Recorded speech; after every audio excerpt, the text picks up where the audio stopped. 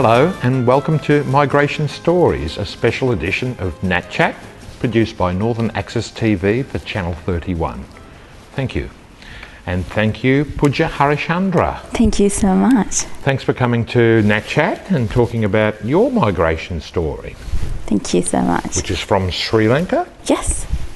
How long ago did you migrate to Australia from Sri Lanka? Around 7 years ago, I came to Sri Lanka. Came from Sri Lanka to Australia. And what sort of steps? Was it just plane from Sri Lanka to Australia, or was it, by another? Well, when I did my higher education, my parents always wanted to give the best education to us. So when back in Sri Lanka, we call it advanced level. So that's where you do either science or maths or commerce or arts, and then you get into university. So when I did my A-levels, I chose commerce, and I got selected to Sri Lankan uni, which is a little bit hard to get in because there's a lot of people do, and it's in Sri Lanka it's free education, so it's you will select it among lots of people, and it's like one of the lifetime opportunities. So when I selected, I was telling my parents I don't want to go anywhere, I just want to go to Sri Lankan University, because being selected to Sri Lankan University is one of the biggest achievements. Already a big achievement. Yeah. So, but my dad was like, no, you should go to Australia and do your higher education. I was keep saying I don't want to go there. I just want to study in Sri Lanka. And then he said to me, one day you will realize, and one day you will thank me for giving the education, Australian education, which I actually see now. So when we decided that, my dad had one of his friends here, actually a few friends. So he spoke to them, and he said, they all said, come here, it's a good country, it's good education. And because I did commerce, my parents want me to continue my studies in commerce. So when I came here, my uncles and my other relatives, they helped me a lot. And that's pretty much my story to come here. But you wanted to stay home and go to the university in Sri Lanka, but the father's role was the wisdom, hey? Yes. These traditional roles, they're so valuable.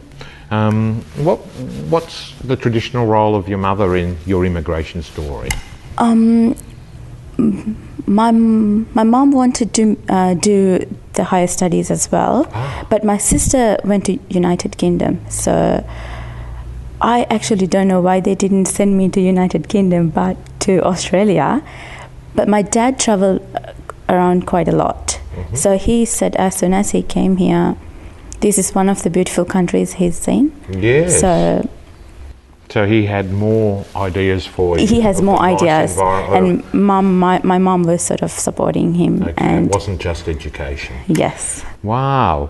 What was your environment like living in Sri Lanka? Were you in rural or city area, or what was it like day to day as well?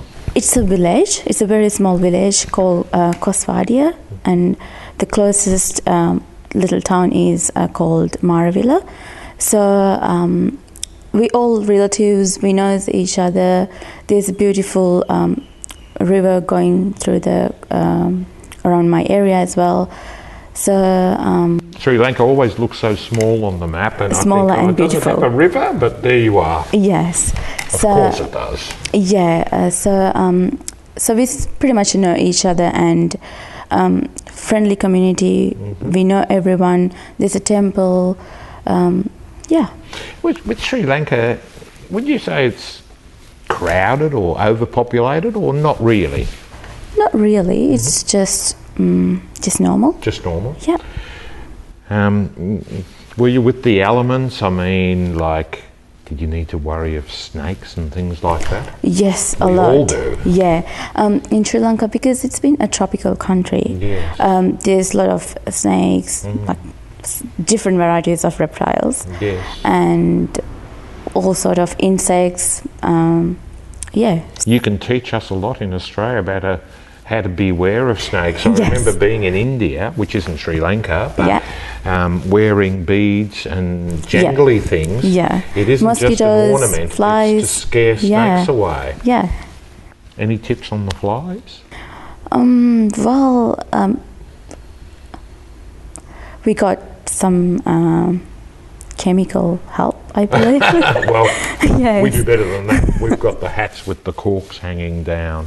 Oh, okay. Oh, you haven't heard of that? No. Yes, well, the Australian hat with the corks hanging down from a string, and as the cork jiggles around, it keeps the flies out of your Oh, face. okay. Something interesting. Something we can teach to I can Sri introduce Lankan people. them. Yeah. But surely with the life in Sri Lanka, it's very modern and contemporary with communications. You stay in touch? Yes. Since I've been here, I've been traveling every year except this year. I've been a bit busy, so I couldn't go this year, but definitely next year. You go back each year? Each year, If yeah. you can. Yeah. And what's a typical trip? A week, 2 weeks, a month, and you stay at home, or do you do some things? Only once I've been for 1 month. Other than that, always been 1 week or maximum 2 weeks. Yeah. I try to travel around. There's religious places I normally visit. So my family is religious family. Which religious group? It's Buddhist. Buddhist? Yeah. So we travel around. We go and pray. Yeah. So. And you have opportunities to practice your religion at a temple? Yes, here I do. In Melbourne, do you? Yep. I go to my temple and Hindu temple once a week. Hindu temple? Yeah. It's part of my religion. Yeah. It's not too much, but my parents used to take us when we were kids, so I'm just continuing it. You continue it and you feel good there. Yeah. Well, thank you, Pooja. We'll have a little break now. Please rejoin us after these messages, and we'll find out Pooja's life in Melbourne, how it's going.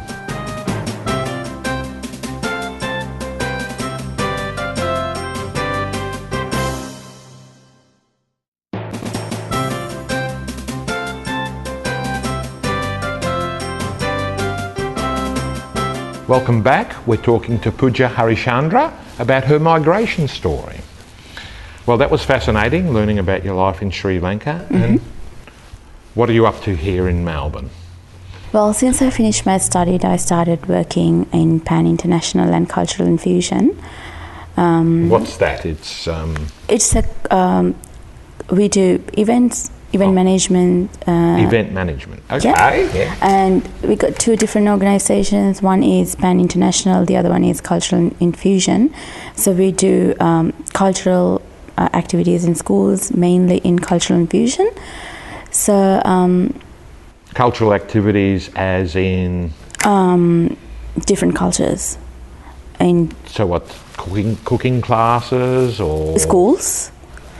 In different about different cultures, like Aboriginal for a day, Indonesian culture. Performances. Performances. Oh, I see. Yes. Yep. So well, what a great job. Cultural infusion, and people go into schools. Yeah, and I work there as an office manager and the accountant. Having said that, it's an event management and cultural organization. I'm working as a sand artist as well. Can you describe, please, sand art? It's on a light box, and there's a glass, and you put sand on it, and you draw with your hands. Yes, and I've that seen some. screen will go to a bigger screen at the back or whichever the side, and I draw things on it, and the people can see it in a bigger screen and different drawings on it. Wow. Yeah. And do these drawings kind of appear before your eyes, as it were? When you just draw on it. So you it's see just the whole drawing as the hand goes over moves. the sand on the glass, yes. leaving a line. So it's pretty much clearing the sand on the glass and making pictures on it. All right, so you're working at a cultural venue, event management, cultural infusion, Pan International, and you program into schools, but you also are one of the performers. Yes. Oh, excellent. Yeah. Is sand painting a traditional art or something you've developed? Yeah, when I came to the pan-international cultural infusion, I saw they're doing different artistic things, and when I was back in Sri Lanka, I used to learn how to draw things. So when I started working there, I saw some previous sand videos, as well as my drawing background. I got invited to work with National Museum Canberra, and also so I did for them a 30-second television video or advertisement. Wow. Yeah, and then after that I went to Karratha in WA, yes. yeah, for the Red Earths Arts Festival. Oh. And I did some performances over there too, and I did a few in World Model United Nations. Fabulous. And yeah, we even have red sand in Australia. I know. And do you have much of your family with you in Melbourne? I live alone here, but my parents came here 2-3 times. Actually, 3 times they they came. It must be a came. bit lonely being away from family. Yeah, but I talk to them every day, twice. Excellent. Every day? Yes. Wow. So, such a good daughter. But surely friends from your own community, Sri Lankan community? Yes. And naturally new friends? Yeah, and where I live. So what would your kind of girls' night out be like these days? We will bring different food, and we'll sort of enjoy our culture. Okay. Yeah. Excellent. With our own music. Yeah. Uh-huh. And any aspirations to travel around Australia? Yes, Particular areas that you've got an obsession with or something? I do want to go to Cairns. I think these days everyone's going there. Yeah. So I think the weather is a bit like Sri Lanka over there. But it's below the equator by roughly the same amount as Sri Lanka is above the equator. Yeah, and also this beach. So having grown up with a beach next to my house, yes, I would love to go there and spend a week or two. Well, I can tell you it's very nice, and the beach is very nice. I find the water too warm. Oh, okay. I can't cool down. You a good swimmer and everything? Yes, I can swim, and I do go to swimming at least 3 times per week. So I am concerned about people of the Indian communities and Sri Lankan communities, you know, because our oceans are not like the Indian Ocean, and they're very changeable, and you know, we need to teach people who've migrated here about some of the conditions, you know.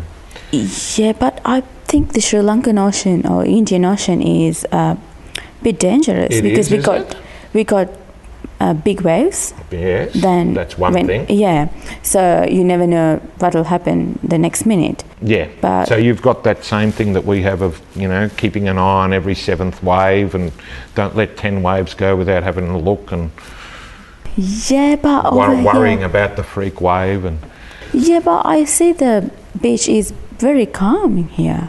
It's deceptive, you see. Yeah. Maybe all the time when I go there it's like that. Well, of course we have the bay and the ocean, but we are concerned that, you know, people of the Sri Lankan community, I think, did lose their lives only last summer rock fishing in the you know, Melbourne ocean side, and whereas the sea looks okay, we have to be prepared for the bigger wave, and also the rips and the currents underneath. They're quite deceptive, and as little children we're taught at a very early age, if you're caught in a rip, in other words, you can't swim against it, it's too strong. Yeah, that's true. You should swim with it and let it take you out to sea until it comes back. It's a hard lesson to learn, but I think we have to do a better job at welcoming our migrants. That's true, that's true. I didn't know those things. Join us again after the break and we'll find out a bit more about Sri Lankan life in Melbourne.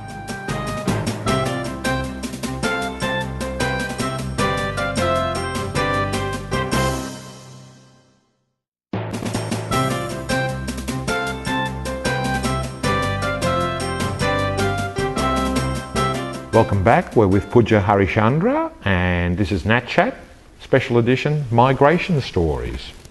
Your father was inspired about Australia to send you here to Yes. continue education. Yes. Have you seen what inspired him? What's special about Melbourne and Australia? What is it that we do well? I think it's the culture and the different people, and also we know my dad knows a lot of people who lives here, and they're having a better life here, and they're all asking all of us to come here all the time. So I think that inspired him. Yes, I see. And maybe the multiculturalism, well, it's a word, but it's kind of in practice here, do you think? Yeah, I'm working in a cultural organisation as where well. else? Yes. So I see how we introduce it to the community, and also especially the interculturalism in it. It changed. Like I heard somewhere, when you come to Melbourne, you can have different cultural food in one place, which is true, because you can have Indian, Sri Lankan, English, Lebanese. everything there. Yeah. Yeah, so it's a better place to live. And it's not like that everywhere, is it? No, not in Sri Lanka. We have things in maybe in the capital, but not in my area, obviously. So yeah. And can I ask, which part of Melbourne do you live in, suburb-wise? I live in Thomastown. Okay, northern suburb. Yeah. And a strong, Arabic community there, as well as Sri Lankan community? Yeah, and I'll live with Greek community. So Oh, okay then. yeah, so I get to enjoy different cultural food, and we Wow. have barbecues with few different countries' food. So what would your typical weekend be like with maybe it's not time off as you work in events, but, with your relaxed time? Oh, well, I do go to my temple, and the Hindu temple, and then cleaning, washing, and prepare to the next week. What activities happen at the temple? Is it all worship, or are there other activities? Mostly worship activities, but like something like Diwali, something like we call it once a month when it's full moon. We call it a Pooja Day. So it's like a public holiday in Sri Lanka. Yes. So that day we go to the temple and we pray. All of us pray together. Right. So we celebrate that once a month. Sometimes it's due in a weekday, but we celebrate in a weekend. Oh, So okay. yeah, What is it called? Pooja Day. Pooja Day. Yeah, Fabulous. yeah, it's a full moon day. Okay. Yeah. And is there sort of room for even more, cultural expression, do you think, in Australia? Well, what could happen in Australia? What kind of future do you think we could have with respect to our cultural diversity?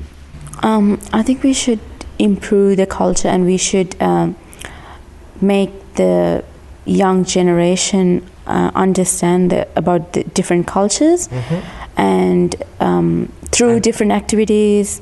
I'm glad that I'm working in a cultural organisation. Where they take the culture to the school. Yeah, and I learn about different cultures a lot as well. Most of things I didn't even know about. And so, yeah, we should improve the culture here with other cultures. What about maybe promoting internationally? Do you think that, like, Australia's embracing multiculturalism is almost an international success and maybe not recognised enough, or? I think we're getting there. Yeah, okay. Long way to go still. Yeah, and I have to say, this December, Pan International is doing Australian Christmas Day in China. So it's one way we're taking here culture in Australia to another part of the world. So brilliant. Things like that, I think, should happen. Yes. Yeah. It's such a success story to have people living peaceably even you know, and intercultural peace and harmony through the many festivals and activities there are. I'm just wondering, do you think that there's a position there that we should be hoping to get to? I mean, what's a future for Australia? What do you think Australia should do? In terms of culture? Yeah. I think we should have more cultural events, especially I know there's events in Federation Square which people can just go and watch. So we should improve things like that, and special days like Australia Day. And what about literature, perhaps? Do we have room for a new literature vibe of multi-ethnic writers? And I think so. Having said that, in Melbourne or in Australia, we got different cultural background people. We should improve it. We should make it happen and get Australia to the next level. Thank you very, very much for your thoughts and for coming to join us in our edition of Migration Stories. And it's just wonderful to have you in our town with us, working in that area as well. Thank you. Well, cheerio, and please tune in again to Nat Chat, same time next week.